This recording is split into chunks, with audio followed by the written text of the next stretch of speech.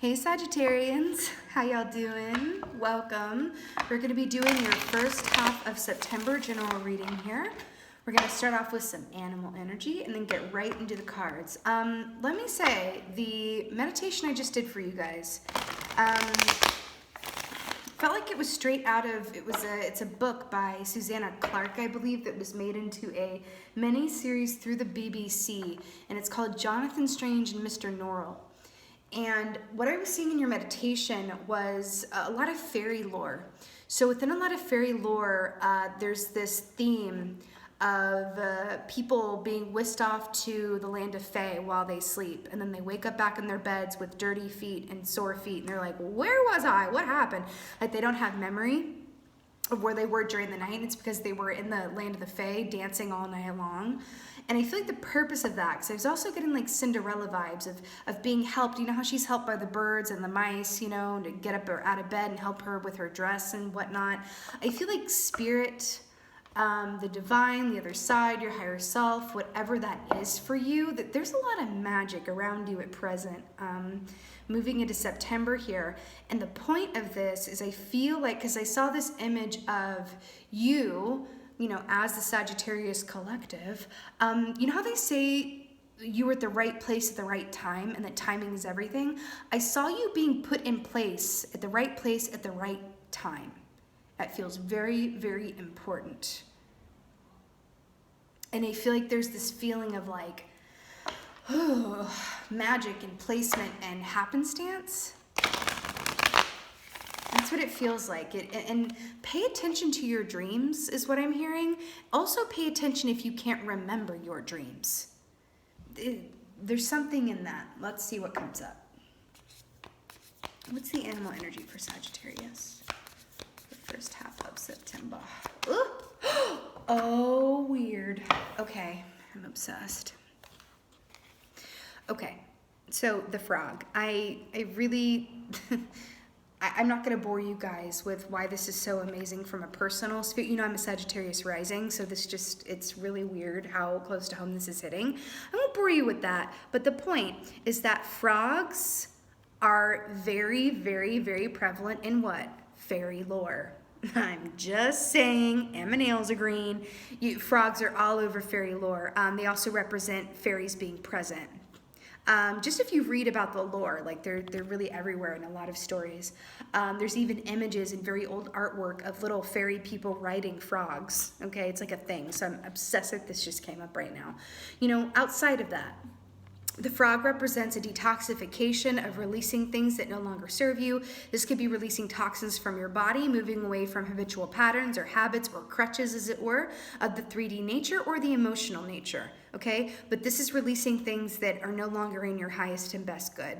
Okay, this can also be an emotional cleansing and a purging of sorts. So you could have emotions running through your body here at the top of the month, but and it doesn't feel dramatic to me. It feels like the flow is good. It feels necessary. It feels cathartic. Okay, I have chills. I have chills right now. Okay, let's see what's going on for my Sagittarians. Also, you know, the green of the frog, you know, the heart chakra, it's green for the heart chakra. And I do feel like there's some heart healing, some heart mending, some heart, like, refurbishing, if you will. But again, it feels really good. It feels like, you know, like a box of chocolate chip cookies. I don't know how else to say it. It feels good and needed. It doesn't feel like, oh, this hurts so bad. It's more like, oh, it feels good to let this go. It feels good to let these emotions run through my body. It's about letting it in so that you can let it out, too. You know what I mean?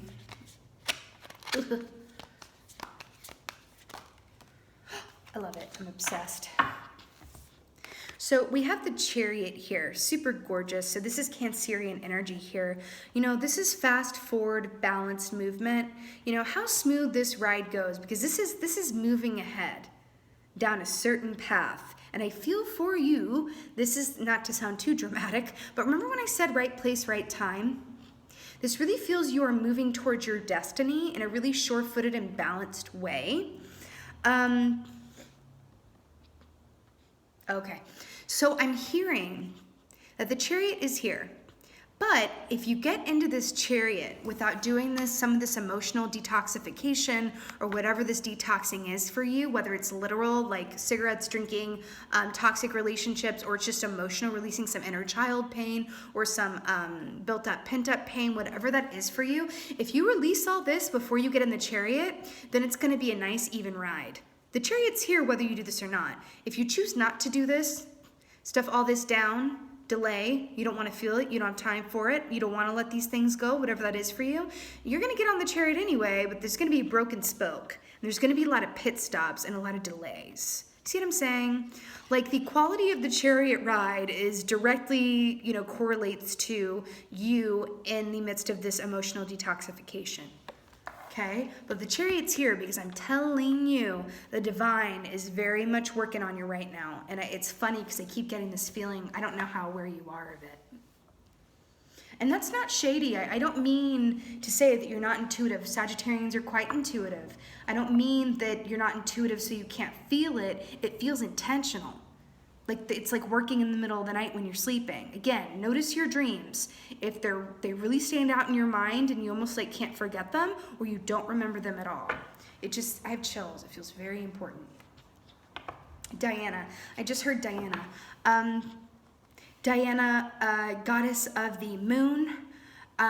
We have the new moon in Virgo coming up here on the 29th here, which I believe is tomorrow.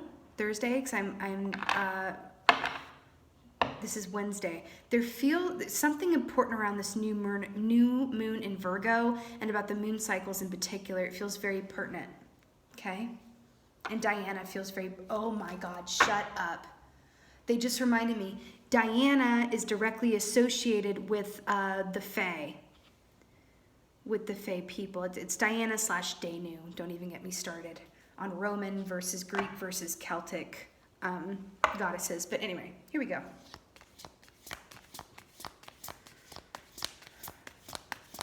What else is going on? Oh my God, did I not just say you guys were quite intuitive? Ace of Cups. I can't even. Look at the parallels here, because you have this waterfall and then you have this rain water here with remember what I said? Let it in so that you can let it out. Ace of Cups is that great love. It's also self-love. It's also psychic ability. But this is very, very positive.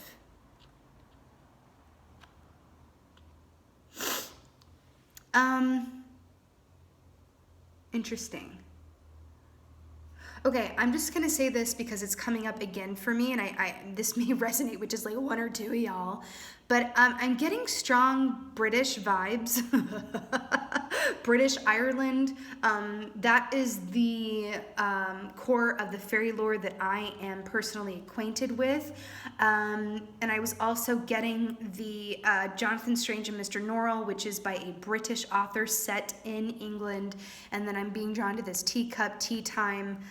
So that could resonate with one or two of you. Could be thinking about visiting there, going to Arthur Findlay School, or something to do, someone in your life to do with England, Ireland, something in that realm, okay? It's probably just for a couple of you, but I had to say it because they were like, England, Ireland, rings falling off and everything. But this is beautiful. This is absolutely beautiful.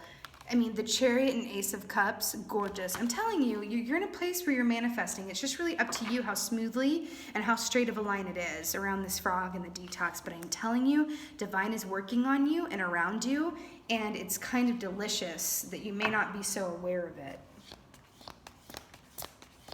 It feels intentional, and I don't know why that is. And we don't have to know why. It's fun, though.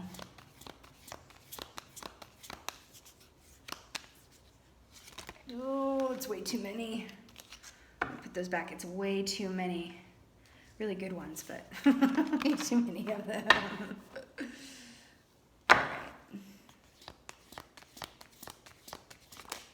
There we go. Okay. I'm freaking out because have I not been talking about dream time and what goes on when you're sleeping and then you wake up? Like, I can't with this. So 9 of Swords. So I'm going to tell you something. You know, traditionally speaking, this is like nightmares or being kept up at night by mental tension. I'm going to tell you something. We will get clarifiers, but I was talking about things that are going on and work being done while you are sleeping and through the dream realm and through the subconscious. And because that, you know, when we first go to sleep and we're in that in between of being awake and drifting off to sleep and we first wake up, that is when we are most connected to source and spirit and get those intuitive hit. Okay, I can't with this. What is going on? Spirit is stepping in with this reading right now, with this purple that is going on. I'm going to turn this off and then come back, but Spirit is very much here. I've been feeling them the entire time. This also happened in the Libra video. I also got a new phone, so there's no reason. I'm going to turn this off and be right back, but Spirit is very much here.